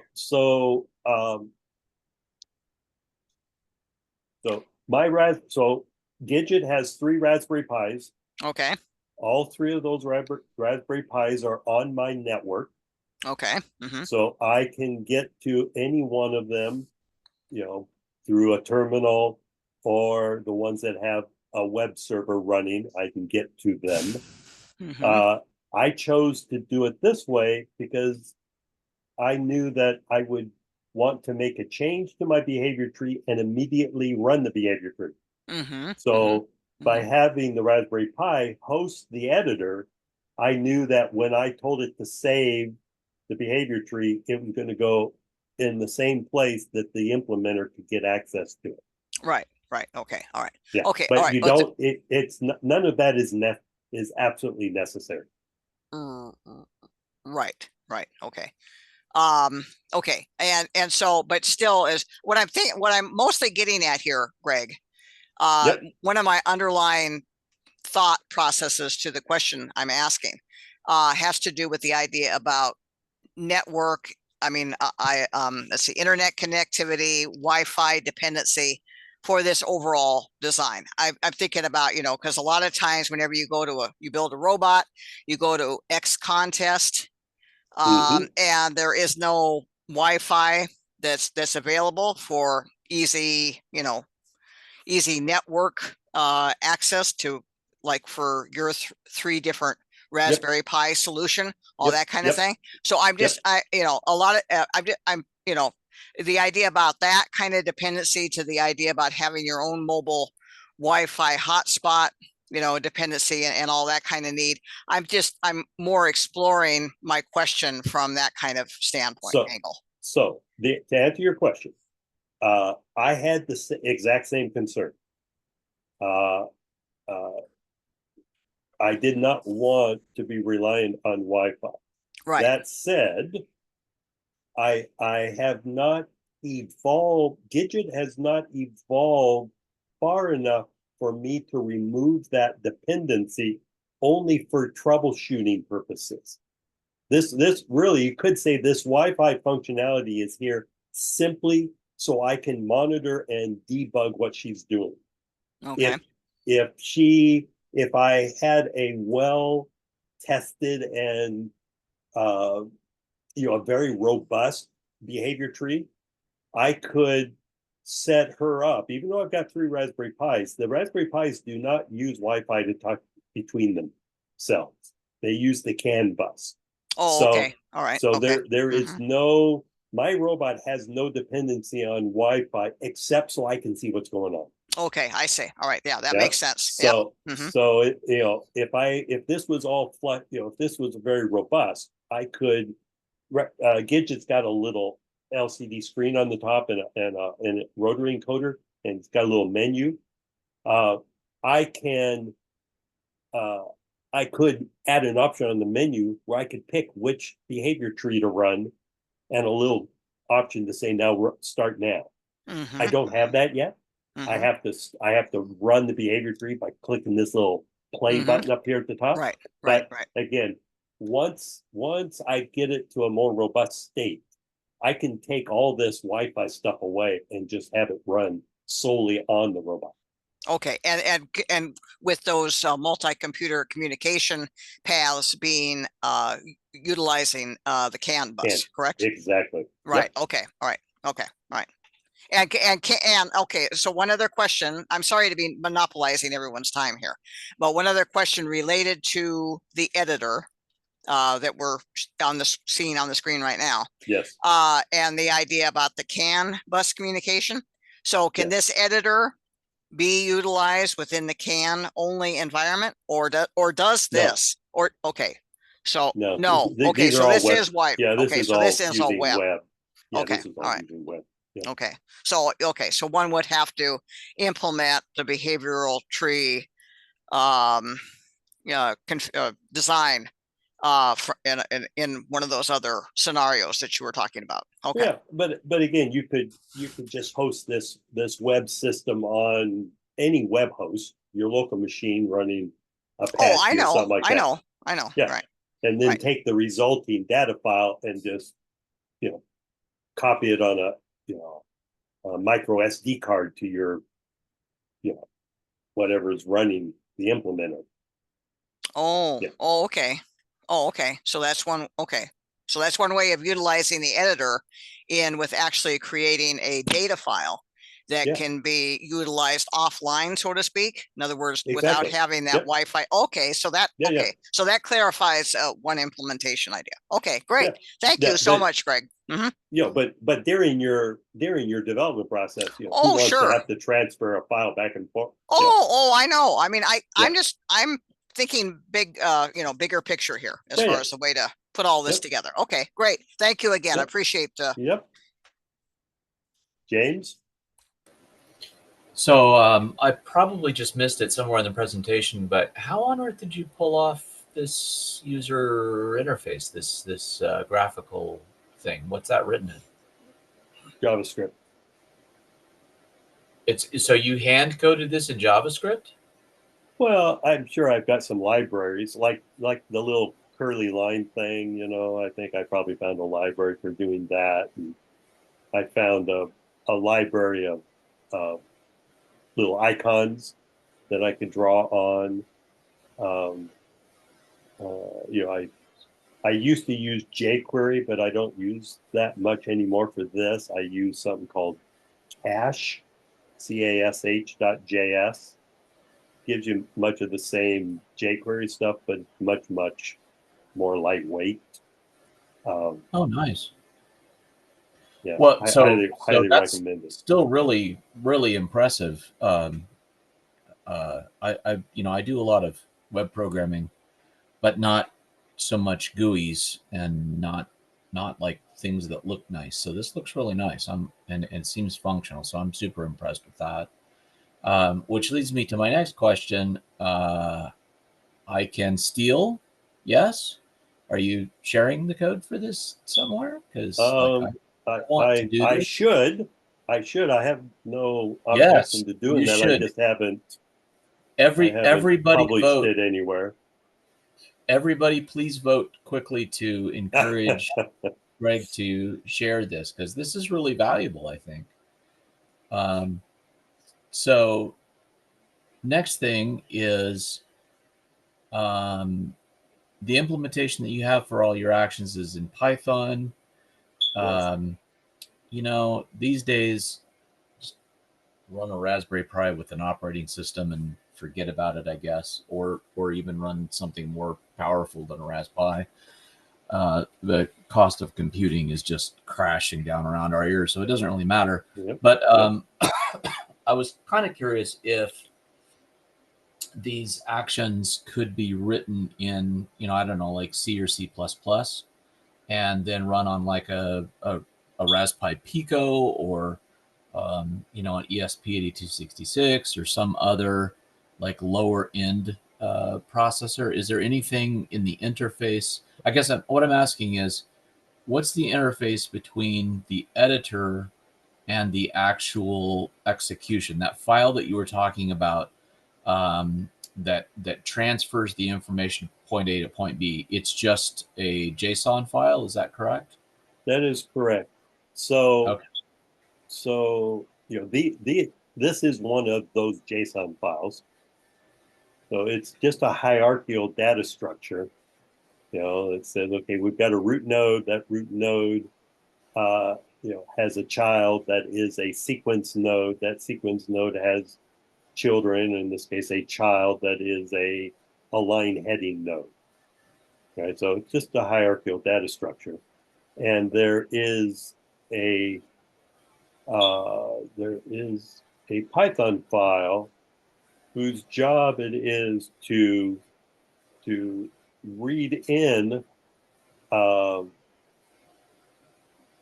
that JSON file. It's directed to read that JSON file and then instantiate objects. It loads these individual Python files. It imports them.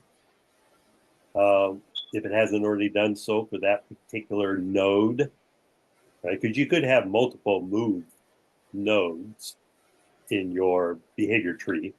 So it makes sure, okay, I've never imported that one. So it imports it and then instantiates it, passing the values that are in there.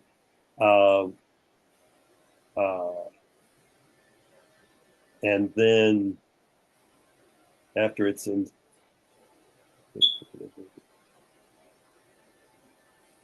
and then when it's running, it just calls. I don't know that I can calls each one of the instantiated objects. State. I think it's right there. State.root.tick.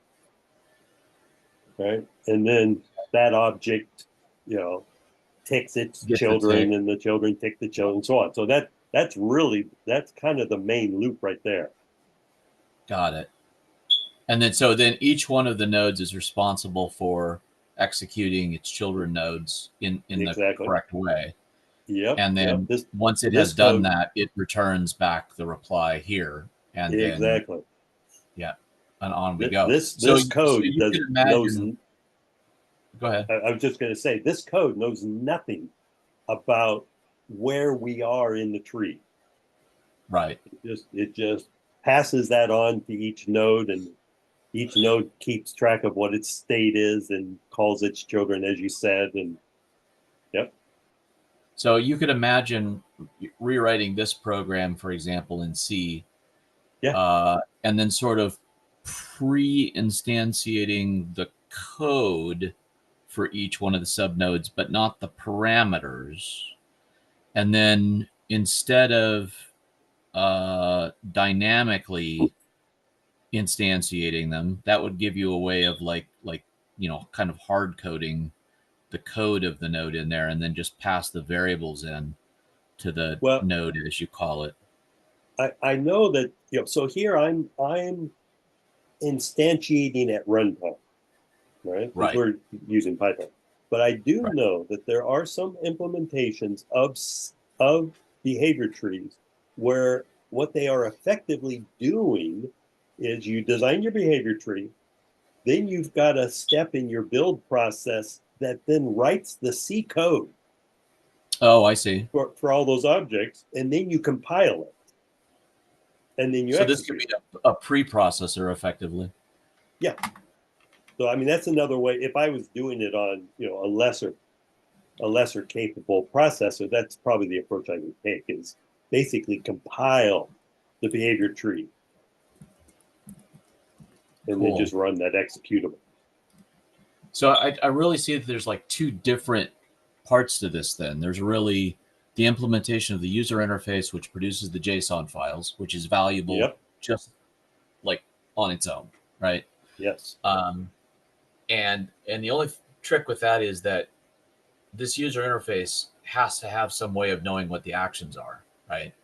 So I'm assuming that what it's doing is there some like list of possible actions that then matches up with the Python routines that do the action? So here's what I did. I got tired of keeping track of two lists that were basically just a list of actions. So here I have a folder that, Here I have a folder called B tree parts, right? Okay. And it's got actions in it. It's got composites, conditions, blah, blah, blah, right? And then within there, you've got one file for each node. Right. And then I said, okay, approach can. Approach can, I'm going to call it approach can. I'm going to use that icon. It's an action. There's the little help text, and here are the parameters.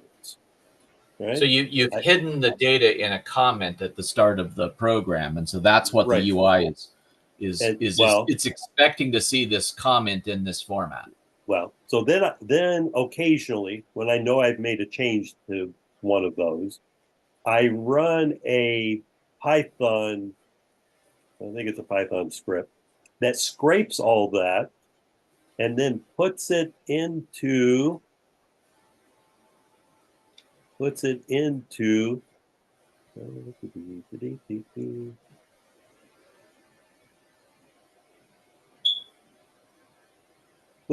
this file. Got it. So that's a JSON file. You can see that this matches what you saw in the comment. So this is code that's writing code that it scrapes from the comment at the top of code. Right. And so then when this loads, it gets that data file and then it just goes and says, okay, I'm going to list all the things you told me about over here. So this is all dynamic based on data. Got it. Got it. Right. And when you click on one of these, open gripper, the data tells some JavaScript code. Oh, here's the default value for the label. There's going to be a field called this. There's going to be a field of text called this. So this is all dynamically generated from the data as well. Nice. So this all comes back to this MIT/Lisp/whatever concept that code is data and data is code, and the two are not separate. So that's nice. I like that. This is really cool, and I just again really super hope that you will fire up a GitHub repo and make this available, because I think it could be really valuable to people writing, developing robots. What I was most disappointed about when I was researching behavior trees was the fact that most of what I could find in terms of documentation and example code and all that was implementation. All right, here's how to write something that will then take your behavior tree and pass the ticks along from node to node to node. Editors were very sparse, and then of course, the ones I found I didn't like. So leave it to me to write one from scratch.